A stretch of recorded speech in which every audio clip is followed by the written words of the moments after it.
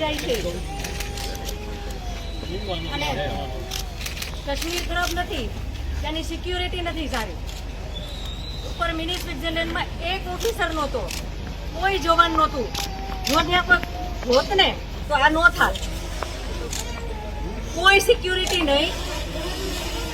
આ બધું બની ગયું છે છતાં નીચે જે મિલિટરી હતા એ લોકોને ખબર જ નથી કે ઉપર શું થયું છે. અમે અમારા કોન્ટેક્ટથી ફોન કરીને જાણ કરીને પોલીસને એમ્બ્યુલન્સ બોલાવી ત્યારે મિલિટરી વાળાને ખબર પડી કે ઉપર આવું કંઈ થયું છે. પાછા તો એમ કે ફરવા ઝુલેવા આવ્યા. મિલિટરી વાળાએ એક કીધું હતું કે તમે લોકો ફરવા શું કામ આવો છો? લોકોના ઘર બરબાદ કરી દીધા.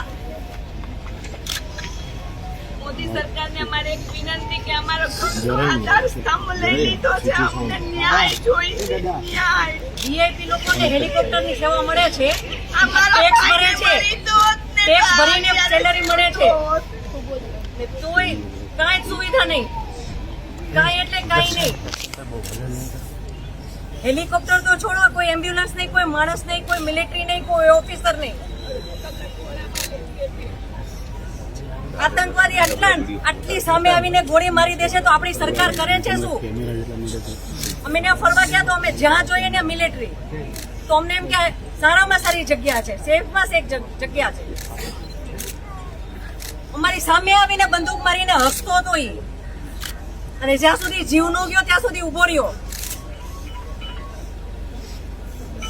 હિન્દુ ને મુસલમાનને અલગ કર્યા, મુસલમાનને કાંઈ ન કર્યું. જેટલા હિન્દુ પુરુષ હતા બધાને ગોળી મારી દીધી. બધાને અવડા છોકરા હતા. ઉભો ઉભો હસતો હતો, જ્યાં સુધી જીવ ન ગયો ત્યાં સુધી ઉભો ઉભો હસતો હતો. કેવી સરકાર છે આપણી? કાશ્મીરનું નામ બદનામ કરો છો. કાશ્મીરમાં કઈ વાંધો નથી, વાંધો આપણી સરકારની સિક્યુરિટીમાં છે. આટલા ટુરિઝમ ત્યાં હતા ઉપર, એક મિલિટરી મેન નહીં, કોઈ પોલીસ મેન નહીં, કોઈ ફેસિલિટી નહીં, કઈ જ નહીં, કોઈ મેડિકલ કેમ્પ નહીં, रस्ता सुविधा ले। कश्मीर तो बहुत अच्छा है। हम पहलगाम गए थे, उधर घोड़े से जाना होता था ऊपर, तो ऊपर गए तो 10-15 मिनट में वो आतंकवादी आ गए, तो हम भागे और छुपे। आतंकवादी ने ढूंढ लिया। हमें तो टोटल 2 ही दिखे थे। एक ने बोला कि मुसलमान अलग हो जाओ और हिंदू अलग हो जाओ, जेंट्स को बस, और हिंदू वाले जेंट्स को गोली मारती गन से।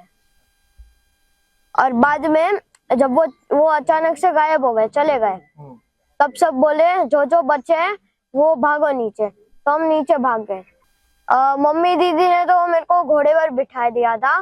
मम्मी दीदी उतर के आई, मैं घोड़े से आया था। मुझे लगा तो गए थे, मेरे को लगा गए, अब तो गए, पर उन लोगों ने बचा लिया। मेरी मम्मी तो जा नहीं रही थी मेरे पापा को छोड़ के, पर हम दोनों के लिए तो जाना पड़ा था। हाँ, कलाम कलाम बोल रहे थे आतंकवादी, और मुसलमान बोल रहे थे। मुसलमानों को अपनी भाषा तो आती होगी, वो बोल रहे थे मुसलमान। 3 बार कलाम बोला, 3 बार उन लोगों ने मुसलमान बोला, और जो हिंदू थे उन्हें शूट कर दिया। हमने तो 2 देखे थे, 2। हम तो होंगे 20-30। नहीं, बास में नहीं, थोड़ा 2-3 फुट की दूरी थी। हाँ, भगवान को याद।